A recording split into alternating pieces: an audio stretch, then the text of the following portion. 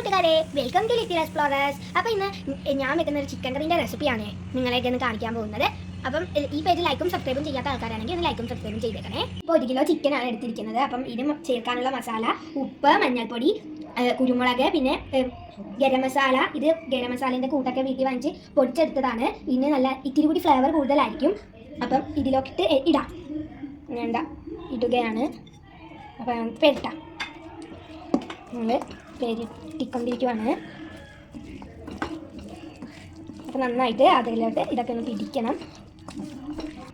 അരമണിക്കൂർ ഫ്രിഡ്ജിൽ റെസ്റ്റ് ചെയ്യാൻ വെക്കണം. അന്നേരം ഈ മസാലയൊക്കെ അതിലേക്ക് പിടിക്കും. അന്നേരം നല്ല ഫ്ലേവർ കിട്ടുന്നതാണ്. അപ്പോൾ ആ സമയത്ത് നമുക്ക് ബാക്കി ഇൻഗ്രീഡിയൻസ് ഒക്കെ റെഡിയാക്കാം. എണ്ണ ഒഴിക്കണം അതിലേക്ക്. അങ്ങനെ എണ്ണ ഒഴിച്ചു. ഇനി ആ എണ്ണ ചൂടാകുമ്പോഴത്തേക്കും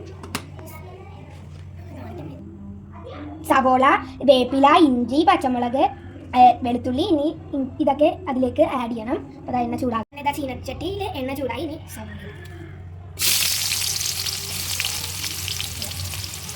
സവോള ഇട്ടു.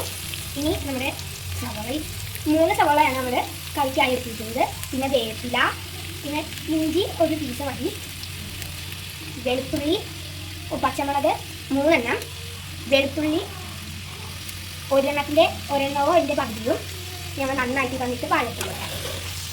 പുറത്താണെങ്കിൽ നല്ല മഴയാണ്, നല്ല തണുപ്പുമാണ്. അപ്പം ഇങ്ങനെ വഴറ്റിക്കൊണ്ടിരിക്കുന്നത് ഇച്ചിരി ഉപ്പിടണം കേട്ടോ. അന്നേരം നന്നായിട്ട് വഴങ്ങി നല്ല ഗോൾഡൻ ഷെയ്ഡായി മൊരിഞ്ഞിട്ട് അപ്പോൾ നമ്മൾ അതിലേക്ക് മുളക് പൊടി, മല്ലിപ്പൊടി, മഞ്ഞൾപ്പൊടി, ഗരം മസാല എന്നിവയൊക്കെ ഇതിലേക്ക് ചേർക്കുന്നുണ്ട്.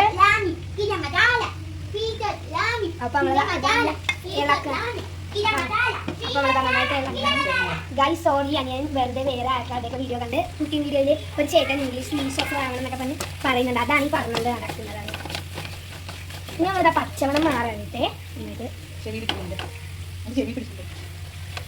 നന്നായിട്ട് അതിൻ്റെ പച്ചമണം മാറുമ്പോഴത്തേക്കും പച്ചമണം മാറി. അപ്പോൾ നമ്മൾ ഇതിലേക്ക് തക്കാളി, ഒരു തക്കാളി അരിഞ്ഞ് വെച്ചിട്ടുണ്ടായിരുന്നു, അതും കൂടി ആഡ് ചെയ്യാം.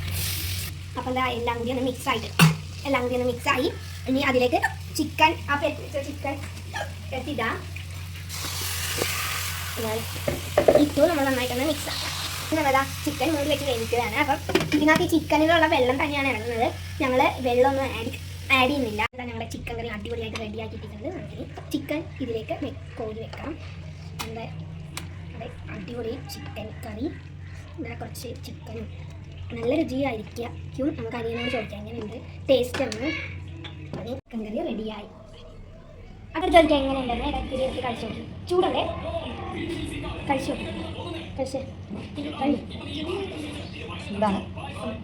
നോക്കുന്നില്ല.